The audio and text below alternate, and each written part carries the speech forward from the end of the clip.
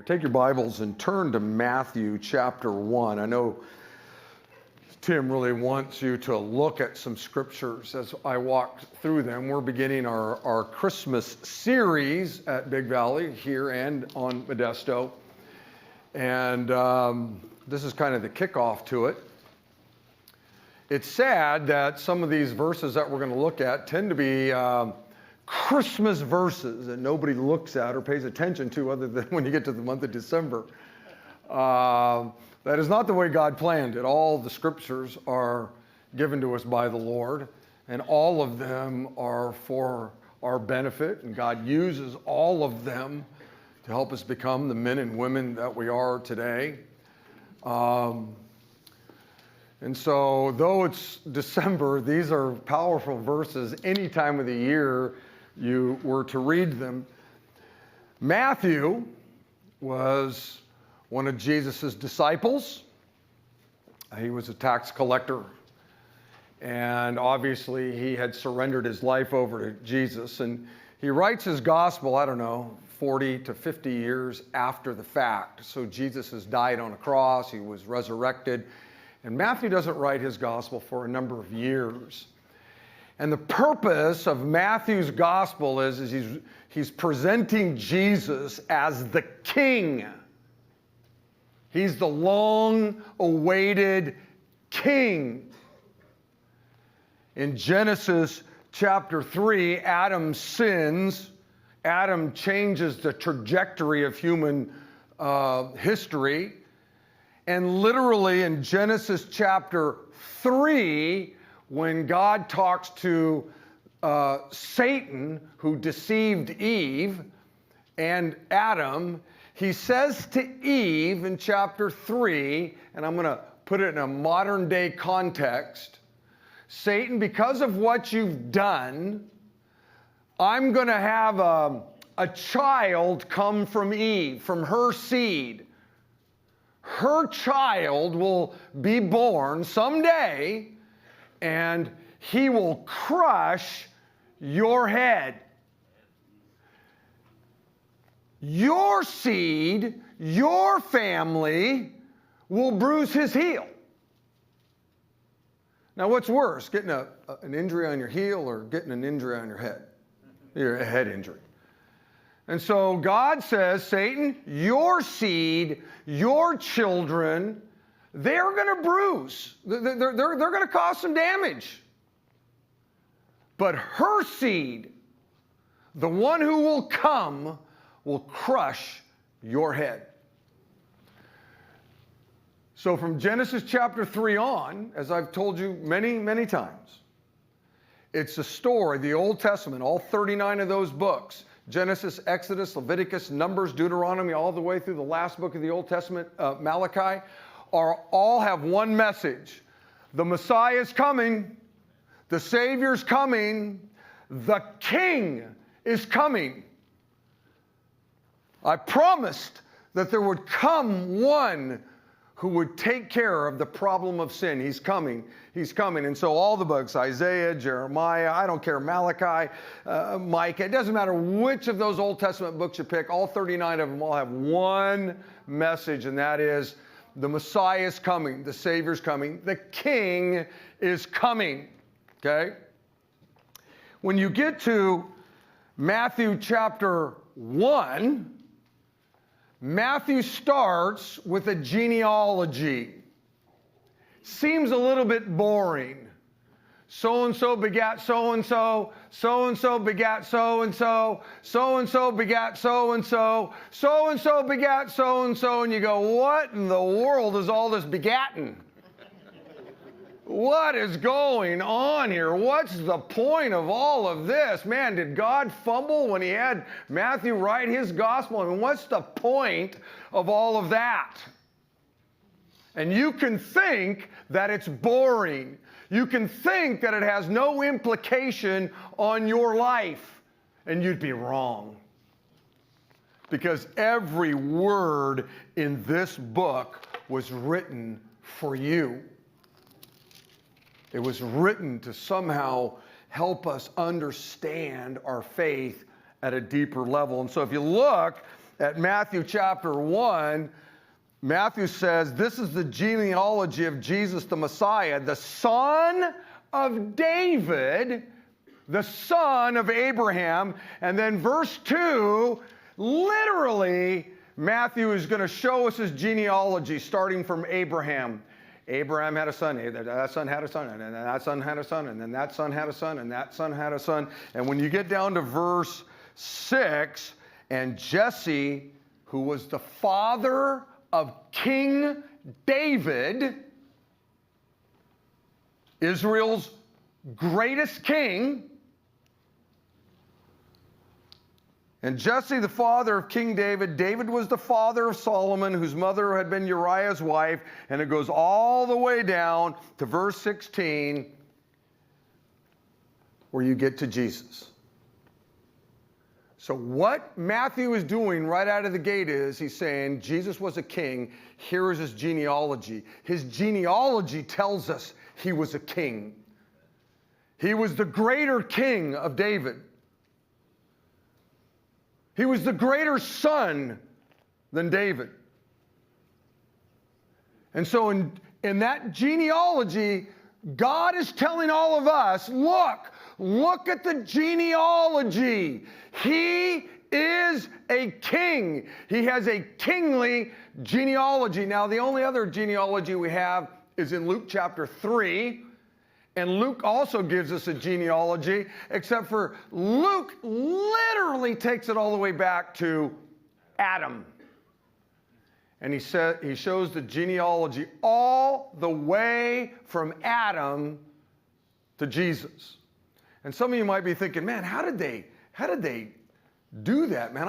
I don't even know who my grandpa was. I don't even know who my great-grandpa was. Well, the Jews were really excellent at keeping genealogies. They knew which tribe they were in and all those kinds of things.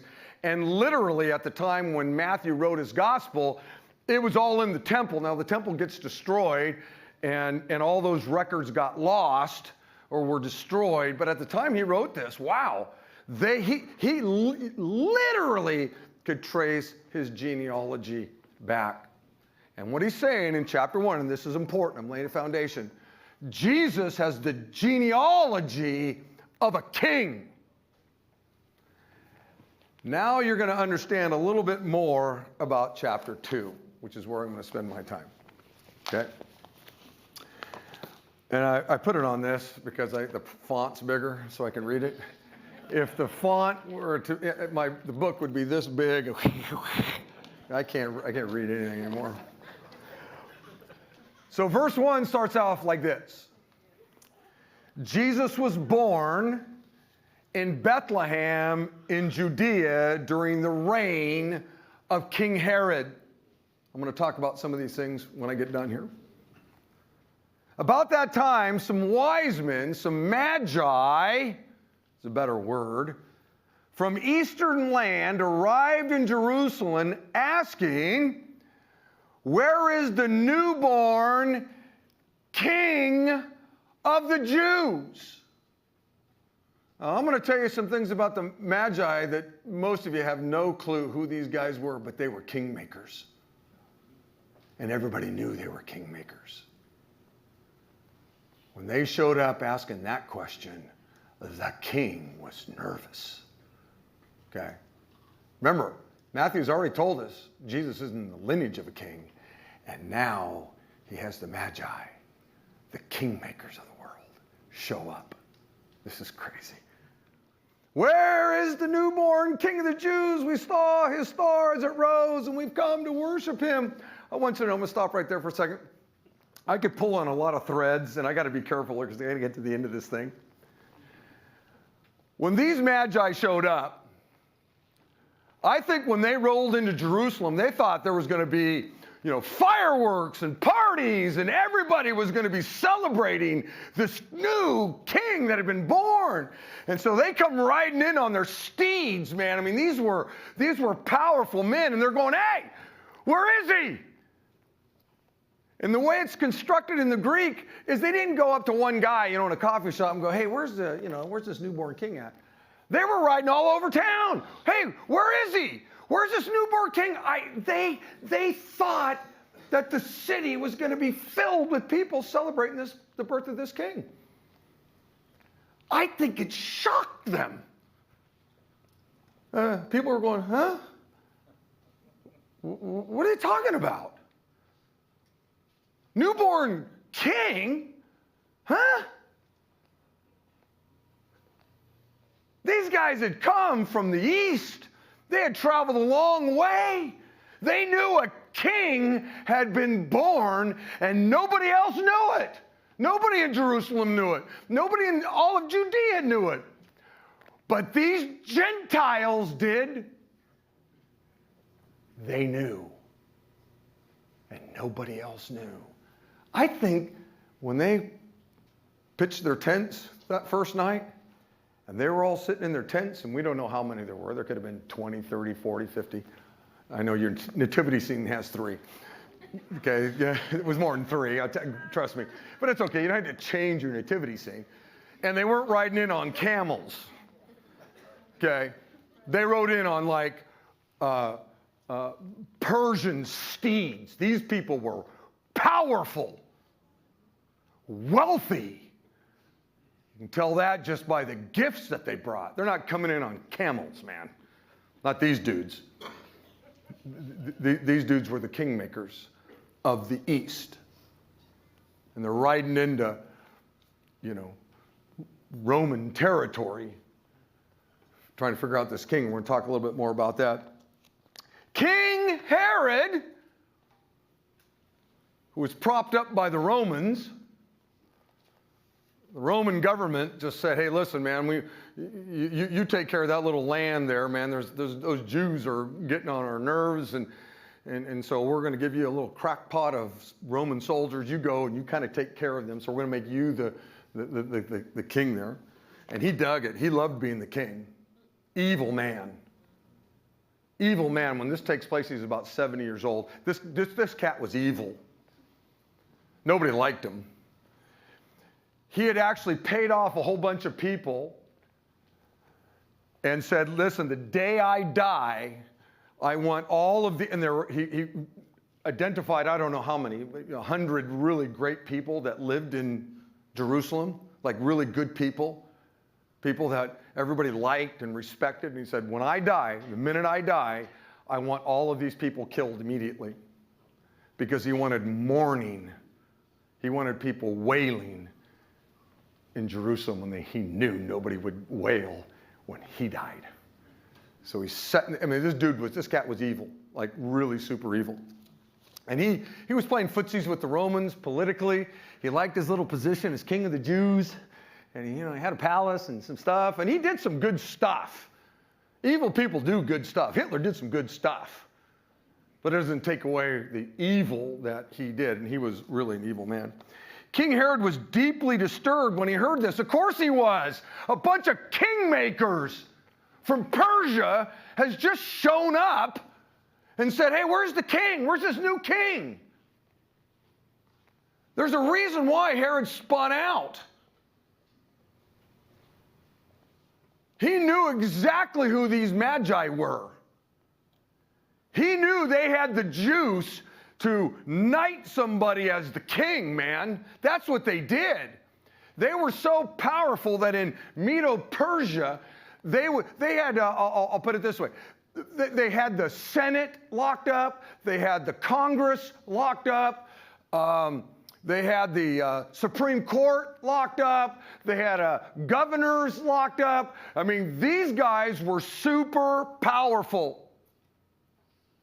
You didn't make a move without the magi, the wise men, giving an okay over in Persia. Now remember, they've now come into Roman territory. And Herod knows it. Herod knows who these guys are. And so he called a meeting of the leading priests, teachers, and religious law and asked, hey, where's this Messiah supposed to be born? Where's this King of the Jews supposed to be born? And in Jerusalem at the time, you had the high priest, Caiaphas, and at that time there were actually 2 high priests, It was kind of weird. You had a high priest, Caiaphas, and then you had Annas. He was also a high priest. He kind of got the boot, and Caiaphas got put in. Then you had the chief priest. There was only one of those, and that was usually the relative of the high priest, and he was. And the chief priest basically oversaw the military apparatus of the temple. And then you had just regular priests. And a priest, you could only be a priest if you were from the tribe of Levite. The Levites were the priests. If you were from the tribe of Judah or Benjamin or Manasseh or whatever, you could not be a priest. The priests were Levites. But the rabbis were not Levites. A rabbi could be from any of the tribes. You were just a religious scholar. You just, knew a lot. And so Herod has gathered all of the priests. He's gathered all of the scribes. By the way, a scribe wasn't a Levite. A scribe also could be from any of the tribes. Only Levites from the tribe of Levite could be a priest. So he gathers them all together and he goes, hey, listen, you guys are all the geniuses, man. You're all the scholars. You're all the biblical, wonder people. What about this king of the Jew thing? Where's that? Can you tell me? In Bethlehem, in Judea, they said, for this is what the prophet wrote. As you, O Bethlehem, in the land of Judah, are not the least among the ruling cities of Judea, for a ruler will come out from you who will be the shepherd for my people. I don't think, by the way, that's Micah 2, and we're going to look at that in a minute. I don't think they rolled out a scroll and said, hey, look at this. There's probably 100 Bibles in this room. If you went home and we added up all the Bibles we all have, we probably have 200, 300, 400 Bibles just from us. Back then, there were scrolls. There weren't that many scrolls. And so what the scribes and the Pharisees and the priests would do is they would spend all day basically memorizing the Old Testament because you just didn't have a book to take home with you. And so literally, in the Old Testament, man, all of these guys would have all had that memorized. And so when Herod said, hey, smart guys, where's this king supposed to be born? Where's the Messiah supposed to be born? I think they just rattled it off. They went, well, you know what? The Old Testament prophet Micah, predicted it would be in Bethlehem. Then Herod called for a private meeting with the wise men, with the Magi. This is verse 7.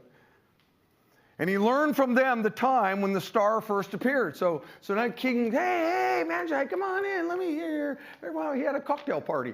And they're all hanging out. And he says, hey, I just want to know, this starry thing, Can you tell me about it? And by the way, that word star in the Greek is a word called a star. In the Hebrew, it's kochav. It just means a coming forth of light. Hey, when, that light thing, what's going on? He's asking questions. And he's doing it with nobody else around. Because he's going to hatch a plan. An evil plan. He doesn't want anybody to know. Then he told them, well, go back to Bethlehem and search carefully for the child. And when you find him, come back and tell me so that I can worship him too. Hey, Magi, obviously you showed up in town and we don't have a clue what's going on. All the religious leaders don't know what's going on. The priests, the scribes, the rabbis have no clue. Nobody knows about this Messiah except for you Gentiles from a distant land. Jesus said, I came to my own, and my own received me not. But to anybody who would receive me, wow, I gave them the right to become children of God. Literally in this story, you see Gentiles are the first ones who are there. This is waiting. Hopefully I'm going to get time to get into it. After this interview, the wise men, the Magi, they went on their way, and the star that they had seen in the east guided them to Bethlehem. The star was not moving. They weren't going like this, watching the star, and then they'd take a left, and then a right. It's just that whatever a star, this Kochav, whatever it was, and I don't believe it was a star, and we're going to talk about that in a minute, they just saw it. And it was guiding them. And verse 11 says, they entered the house and saw the child with his mother. And so the fact that it says house there means that he's probably 3, 4, 5, 6 months old. Okay? So I want you to understand this. Mary and Joseph were living in Nazareth. Okay? That's when the angel shows up to Mary and says, hey, Mary, you're pregnant. You're going to have the king. You're going to have the Messiah, the long-awaited Messiah. They lived in Nazareth. Okay? Just want you to hang on to that for a moment. They're living in Nazareth.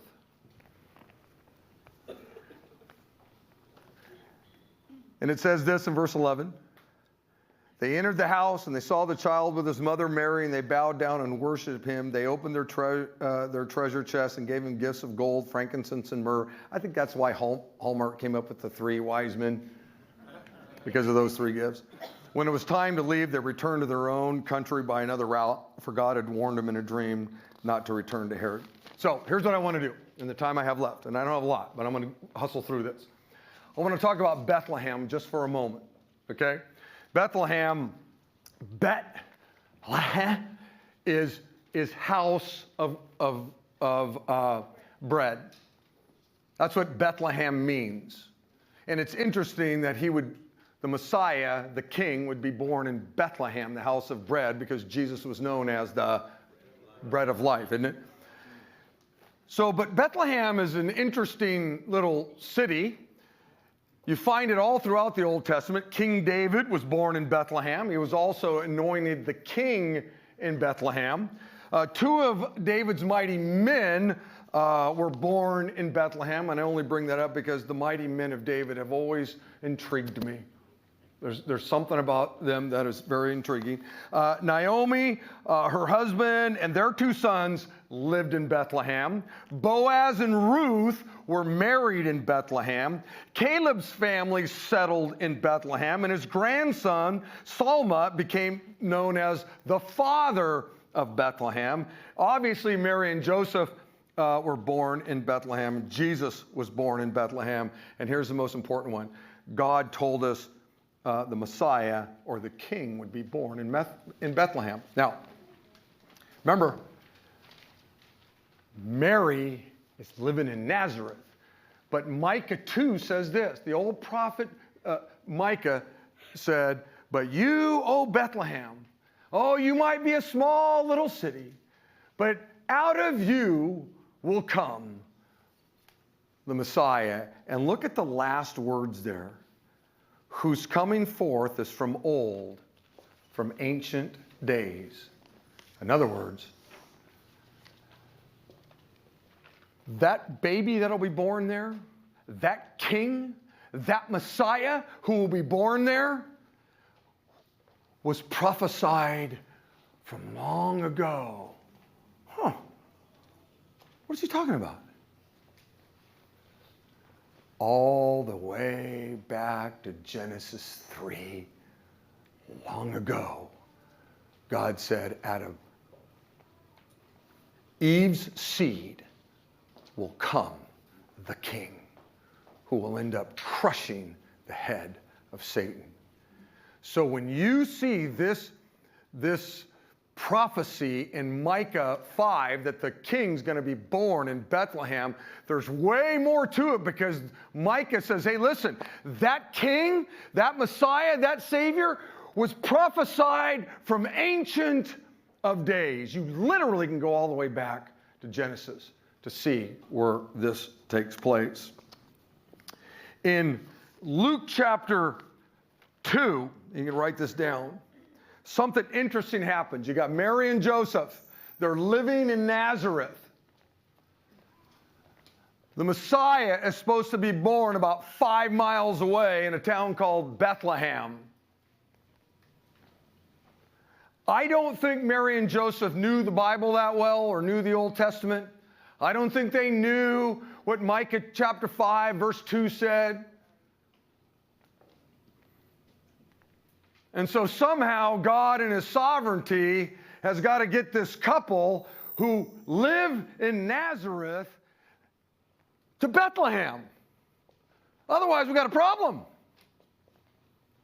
And so God in his sovereignty, in Luke chapter 2, we're told this story, that there was a big shot, a Gentile, who was like the governor. And he said, you know what? I need to take a census. Just like we take censuses today, and those censuses determine, how many congressmen you may get. If you got more people living in your district than you had before, maybe you lose a congress person, if you got less people. It determines a lot of stuff. When you do a census, it determines a lot of things that happen within the government, trust me. But all he wanted it for was this. I want to make sure I'm getting all the money out of them Jews. I want to make sure. So he calls for a census, and the only way you could do it back in those days, they didn't have phones, they didn't have computers, they had none of that. So you had to go to the city you were born in. And so a decree went out, hey, I'm taking a census. You need to go back to the city you were born in and register there. And so the sovereign hand of God is moving through a pagan leader. And so Mary and Joseph go, uh-oh, they both were from Bethlehem. They had to go register in Bethlehem. So they got on a donkey, because that's what poor people rode around in, and they made this journey. Wasn't easy. There weren't roads like we have today. There were planes and trains and Greyhound buses. I mean, they made this journey with this pregnant lady, and there's a whole bunch of people coming to Bethlehem to register. Bethlehem was a little city. You didn't want to really stay in it long if you didn't have to. You kind of were born there, and maybe you ended up working there forever if your parents had a business or something. But if you could, man, you wanted to get out and go somewhere else, And so everybody's coming back to Bethlehem to register, and by the time Mary and Joseph get there, all the hotels are full. All the bed and breakfasts are full. You couldn't get a spot. There was no place.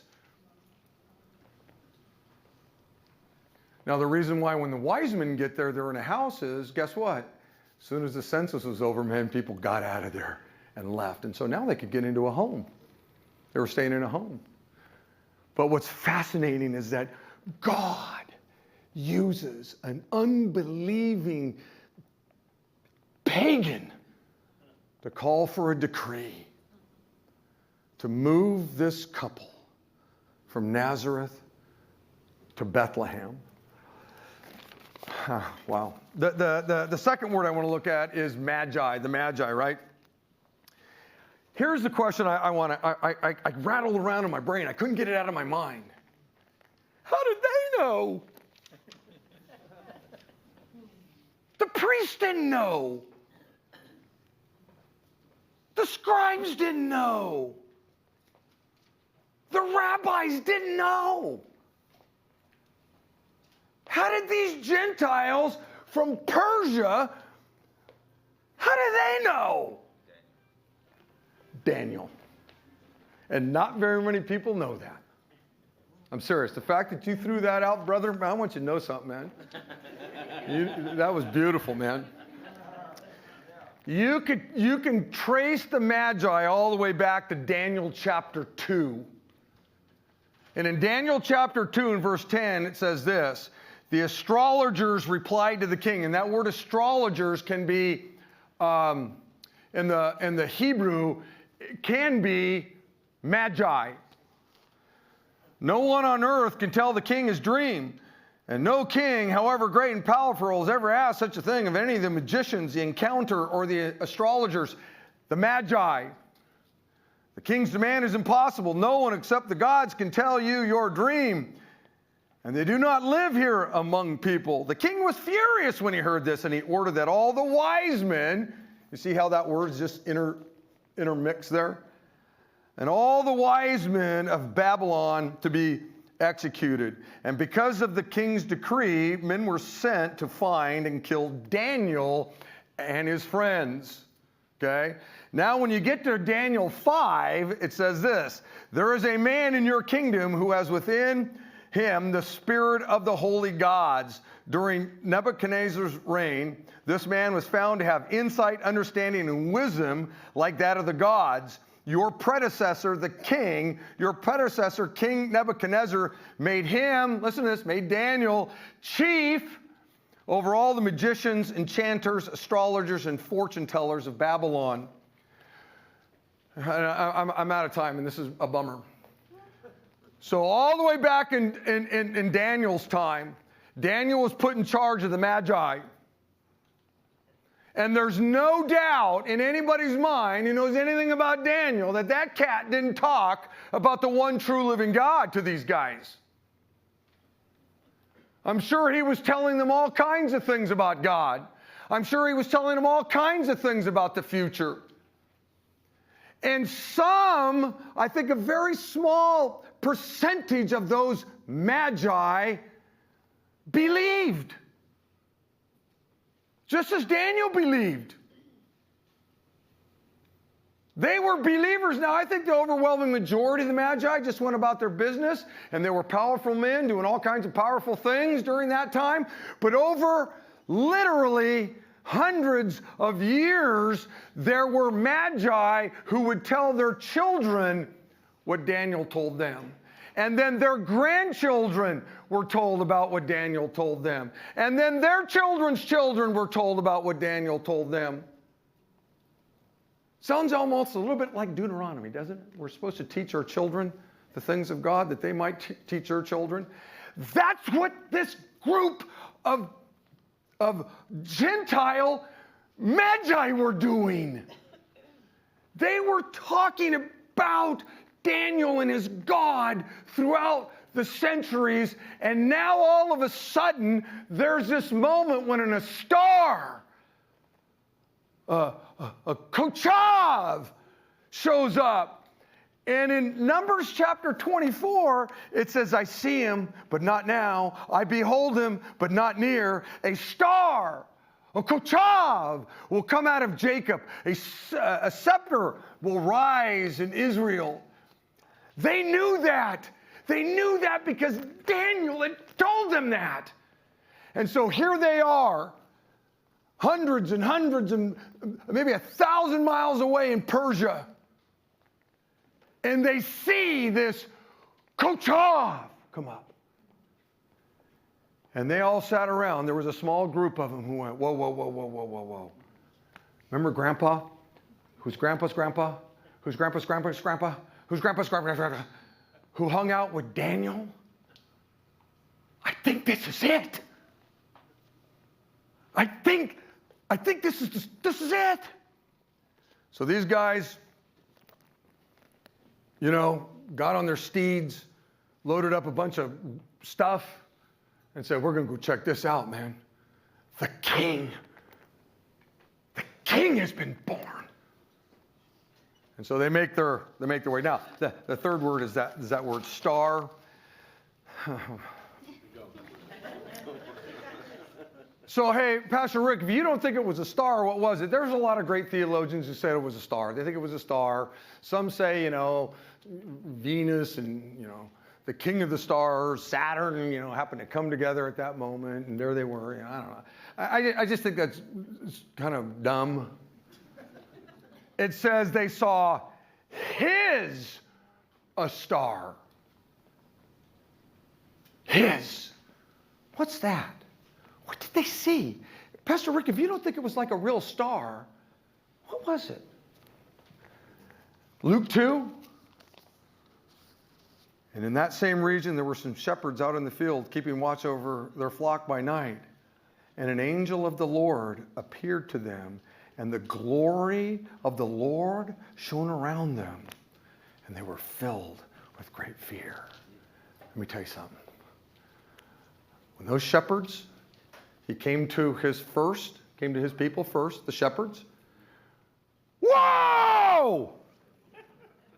Let me tell you something. When the glory of the Lord shows up, you know it. Something's going down. And you can see the glory of the Lord all through the Old Testament. It could have been the pillar of flame that led the Israelites. The glory of the Lord was there. And these shepherds were, whoa! That word is the same word, a star, or kochav in the Hebrew. A coming forth of light. I think these cats were in Persia. And that's what they saw. They saw that. They saw the glory of the Lord show up. Some of you guys might be thinking, well, that's a long way away. Hey, let me tell you something. In Matthew chapter 24, it says this. And then at last a sign that the Son of Man is coming will appear in the heavens. There's coming a moment. He's talking about the future. There's coming a moment when, you know what? Every single person will see the Son of Man coming. And there will be deep mourning among all the peoples of the earth. And they will see the Son of Man coming on the clouds of heaven with power and with great glory. Somehow every single person on the planet will see that light, and they won't miss it. In Revelation chapter 16 was it's the fifth bowl judgment, and if you want to read it in 16:10, the fifth bowl judgment is complete darkness comes over all the land. God shuts out the light from the stars and the moon and the sun. It's completely dark here, and then in Revelation 18 it says this. After this, so it's completely dark on planet Earth. I saw another angel come down from heaven with great authority, and the earth grew bright with his splendor, the glory of God's splendor. I think what those guys saw wasn't a star. I think what they saw was exactly what those shepherds saw. Exactly what people in the Old Testament saw, exactly what people are going to see in the future, and that is his star, his kochav, his coming forth of light. That's what they saw. Now, I could be wrong. It doesn't matter. If you want to keep your star up, you can keep your star up, because it could be that. And last but not least, this is where I want you to reach inside your program and pull this out. Okay, the three gifts. Pull this out real quick, okay? And I gotta land this plane super fast here.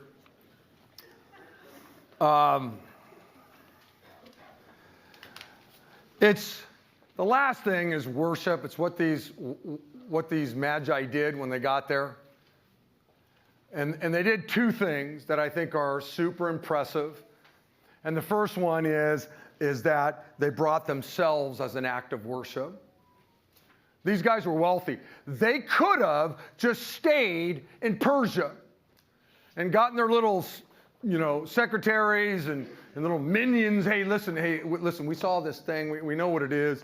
Will you go and be our emissaries and just say, hey, man, we're thankful the King of the Jews has been born, the Messiah. You guys go and no. These guys knew who he was. And so they packed up their steeds, packed up all their clothes, packed up some gifts, and they made a long journey. And I want you to know something. I think today, in the culture we live in, and Tim and I see this all the time, the excuses people come up with not to come physically and say, God, here I am. I'm here, Lord, to hear from you. I'm here amongst your people. I'm here to sing the songs. I'm here to give. I'm here, God. I literally came here. It's not about what you get out of it. It's about him. And we hear things like, well, the weather. Hey, the weather was bad, man. Weather was bad. So you really don't know who Jesus is, do you? The weather was bad. Really? Could that really be something that would, you think the Magi went, hey, you know what, I hear a front's moving in. I think we'll just not go. I'm too busy.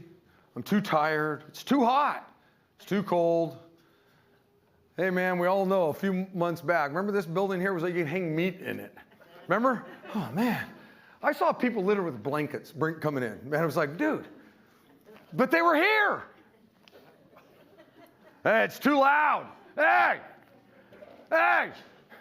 turn the guitar down. I always want to say, turn your hearing aid down, man. Really? You're griping over that? Hey, this one we hear a lot, the style of music. Hey, look, man, I'm not coming. I'm not going to come worship Jesus because I don't like the style of music. It's like, what? And by the way, this comes from the tour people, supposedly. Yeah, I got a style of music I like. But I don't care. Because it's not about me. It's about him. I don't think that when the wise men were hey, I wonder if they're going to play all my favorite Tomlin songs. You think so? Oh, no. They're playing something else. Hey, listen, I'm the worship leader in my car. I'm the worship leader in my home. I can turn on any worship music I want. But when I come here, there are some people that have been put in charge. They're the ones who pray and they make a decision. They're the ones. And when I gripe and grumble and complain, you know what I'm saying? God, I know your word says that you're the one that raises up leaders, and you did a crummy job of that. Boy, those leaders you raised up don't know what they're doing. He's the one, the Bible says, raises up the leaders. He does. And we have no understanding. The American church has a hard time understanding what the point of this all is. I got a bad seat. I've heard bad parking. The speaker. Well, that ain't true today. That ain't true today. One thing you guys are all amening about. Well, how about this one? I hear all the people.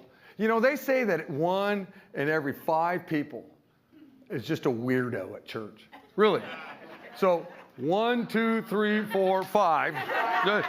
1, 2, 3, 4. Hey, it's weird how that worked out. Okay?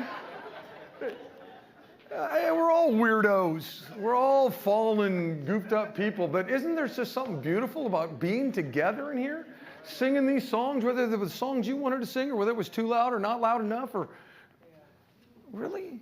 And then when COVID hit, man, everybody just stays at home. They brought themselves. The second thing they did was they brought gifts. I want you to pull this out, and you can take this home. It's pretty self-explanatory. If you want to make your Christmas a little bit different this year, my wife and I started a long, long time ago this. We buy our kids 3 gifts. We buy them a gold gift, we buy them a frankincense gift, and we buy them a myrrh gift. They get 3 gifts. That's what they're going to get. The gold gift represented the fact that Jesus was a king, and the gold gift for our children is the most expensive gift. That's the one they may always want. The frankincense gift, that represented the fact that Jesus was pure. He was deity. And so that's a spiritual gift. So we get our kids a spiritual gift. And like my son is, this year we're getting him the book, can't tell him if he ever shows up in here. He's in college. Is Kirk Cousins' autobiography. Kirk Cousins is a great Christian guy. And I've gotten my wife a subscription to a Christian magazine. It could be, a new Bible. It could be something you hang in your home, that, a verse or something like that. And then the myrrh gift represented the fact that Jesus was going to die. And that's a body gift. So it could be a piece of clothing. It could be a new pair of shoes, a coat, whatever. That's what our kids get. They get 3. I buy my wife a gold gift, a frankincense gift, and a myrrh gift. I buy her 3 gifts. It's going to be one of those 3. She's going to get one. She buys me a gold gift, a frankincense gift, and a myrrh gift. And by the way, we wrap them in certain colors. So at Christmas, we always sit down, I tell the story, and then we go, okay, let's open up our gold gifts. And so it just reminds us of the fact that Jesus was a king. And so we open up the gold gifts. All right, let's open up our frankincense gifts. And we know that that's going to be some spiritual gift. And we open it up, get to see what everybody got. And then myrrh gift. This clothing. It could be perfume. It could be whatever. And all of a sudden, Christmas is not about just a bunch of tons of gifts under a tree that have basically no meaning. And we started this one year, about 10 years ago. Man, I was home with I don't even know if Cade was born yet. It was like my kids would open up their first gift and they'd go, oh, thanks everybody. And I make them say thank you. Thank you very much. And then they'd open up their second gift. Oh, yeah, this is great. Thank you very much. And then they'd open up their third gift. Oh, thank you very much. Thank you very much. And then by the time they got to their 10th gift, it wouldn't even fully unwrap. And they're throwing it away. They're not even saying thanks. Greed. And then to make room for them, I'd have to go into their bedroom and throw away all the crap and toys I bought them the year before that they never played with. It was unbelievable. And I just went, I'm done. I'm done with this. We got to do better than this as believers. And so hopefully this might be a blessing to you this Christmas as we allow the wise men to maybe help us with something. Father, thanks for our time to be together. Give us a great Christmas season. And Lord, I look forward to Tim bringing all of these cards that have names on them so we can pray on Tuesday for these folks that we hope would show up here during the Christmas season. And I pray this in your name. Amen.